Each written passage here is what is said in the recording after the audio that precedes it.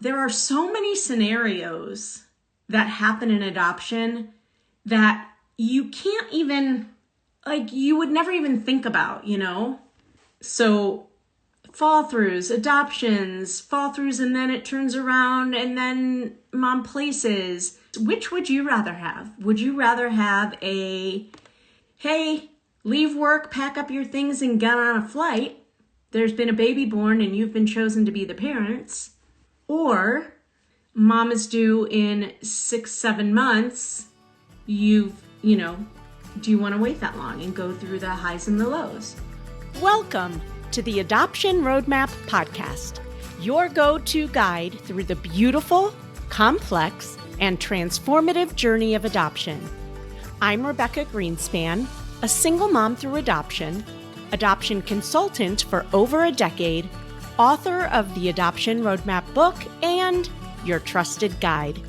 In each episode, we dive into real experiences, expert insights, and the raw, honest truths that you will need to navigate your journey. Whether you're just beginning, in the thick of it, or well past placement, you'll find support and community here to help you navigate this unique path with confidence and love. Adoption isn't all rainbows and butterflies. It is life-changing and worth every bit of effort. Let's learn, grow, and journey together on the Adoption Roadmap Podcast. Hey there. Welcome to This Week in Adoption and another episode of the Adoption Roadmap Podcast. And the little flowers are blooming. Anyone else get so excited in the springtime when I finally got my backyard cleaned, all the leaves are cleaned up, and underneath all the leaves are little flowers starting to poke their heads through, like this.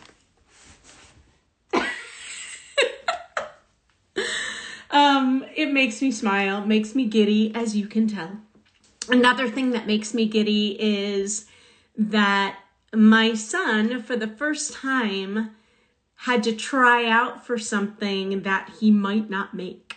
But he did, and he found out last night that he made the baseball team in middle school. It's a new school for him, so he would have been on last year, but it was new for him, and he's last year in middle school. So I'm excited for him, and I'm excited for baseball season to officially start. I love being a baseball mom. These last couple weeks have been cray. Why? Because my consultant was out of town for 10 days, and so I was handling all of our families, and she's a busy woman. So, it was a blessing. I'm never going to complain about being too busy. That's amazing. And I wasn't just busy because she was gone and I was taking over for her clients. I was busy also because there were so many situations that came through. What do I mean by a situation? That's what I call them. An adoption situation where a mom is pregnant or gave birth,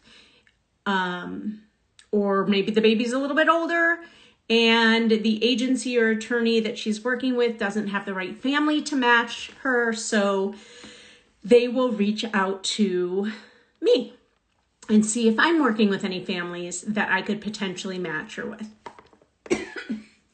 We got a 4-year-old, we got at least one baby born, if not two. We got a couple where she's not due for another 6 or 7 months, which is always so scary. We had, if you'll remember last week, if you were with me last week, I talked about a family who flew out, spent 2 days with the baby. Mom was adamant that they spend that time. She didn't want to be with the baby, and then ultimately took the baby home and parented. Well, guess what? They got called back. Mom texted the agency and the family saying I made a huge mistake. My family I knew I couldn't parent alone. My family came out at the very last minute and said, we will help you, don't do this. So she believed them, brought the baby home, and didn't even have a place to live. Nobody stepped up when she needed it the most, and she couldn't do it. So she called the family back up and said, if you still want this baby. And of course they said yes. And I think it will be the start of a beautiful relationship. They will not cut her out in any way, shape, or form.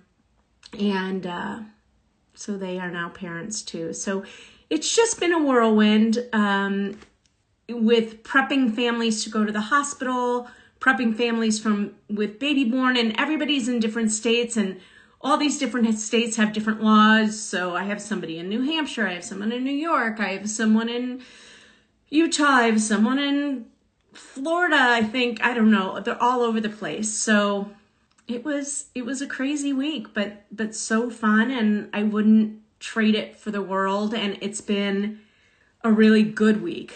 As a consultant, we sometimes deal with the highs and the lows all in the same day. And this has been, the last couple of weeks have been a couple of weeks of highs for the most part. We also had families who were matched and then got really spooked by the expectant mom and backed out. That happened a couple times actually. So yeah, I'm bringing this all up because there are so many scenarios that happen in adoption that you can't even, you would never even think about, So fall-throughs, adoptions, fall-throughs, and then it turns around, and then mom places, 4-year-olds, babies born, long matches. Which would you rather have? Would you rather have hey, leave work, pack up your things, and get on a flight? There's been a baby born, and you've been chosen to be the parents. Or mom is due in 6-7 months. Do you want to wait that long and go through the highs and the lows? There is no right way or wrong way. One is also not riskier than the other of a fall through. The risk comes in with the wait time. And I know that I've talked about that before. Somebody asked a question in the community. There haven't been a lot of answers yet, but I just kind of want to read what they said. For those of you who used agencies that itemized birth parent living expenses, how much did you pay per month for this? And one person that responded said, you're going to get 1,000 different answers on this. So you're best probably talking to your consultant about this, as 2 big factors will play into it. Which state is the expectant mom in that you matched with? And 2, how far along in the pregnancy did you match at? And I'm here to say that sometimes that makes a difference and sometimes it doesn't. The last question, what trimester is she in when she came to the agency, should make a big difference, and it doesn't always. It just fully depends on how the agency or attorney does their fee structure. And as far as the state, yes, because the cost of living can be a lot higher in one state than the other. And if mom's homeless and has to be put into a shelter or a hotel or an apartment, rent or the weekly stay could be really high. Some states almost have like a flat amount. So some agencies will do a flat fee. For one of my adoptions, the expectant mom would submit receipts to the agency at the end of the month, and then I would be invoiced and she reimbursed. The other one, I gave the agency a flat amount when we matched, and they reimbursed me after a set period the remainder that did not get used. Both of the expectant moms in my case opted to wear regular clothes throughout their pregnancy, so no money was spent on maternity clothes. And that's another thing. Are people watching this? Are they really going to give you... Are they really looking at what's been spent? I would think some agencies, hopefully most, are doing that, and other agencies probably are not. Do you have the right to ask for a receipt? Absolutely. What's the word I'm looking, like an itemized receipt of all the money spent? You absolutely do. And You know what? If they get all weird about that, tough cookies. You have the right to ask. I may have paid some money towards housing and utilities from after we matched to the set time after delivery, which is usually, by the way, up to 6 weeks postpartum, post-delivery. You are paying expenses for her to get back on her feet. I covered gas to get her to and from doctor's appointments. Yes, and a lot of times that's Ubers.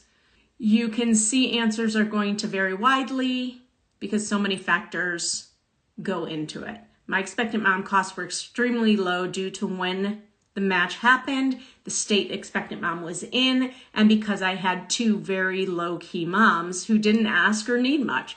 That's another huge factor. What's mom asking for? What are her needs and what are she asking for? Are the agencies giving her money when she walks in the door without having this discussion of, what are the real needs, which sometimes can feel really icky to a mom as well, So there are so many factors, and I constantly tell people there are no comparing apples to apples in adoption. Everything is so different. She said, I'll add that if you think an amount is too high for a situation and you've not matched yet, talk to your consultant. Part of the process when I went through was discussing what I could afford financially and what I could handle emotionally. What I could afford financially and what I could handle emotionally. I had already been through a lot, so I opted for late in the pregnancy matches.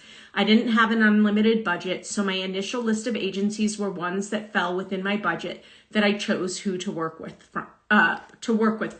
Now, she adopted a little while ago, a few years ago, and a lot has changed.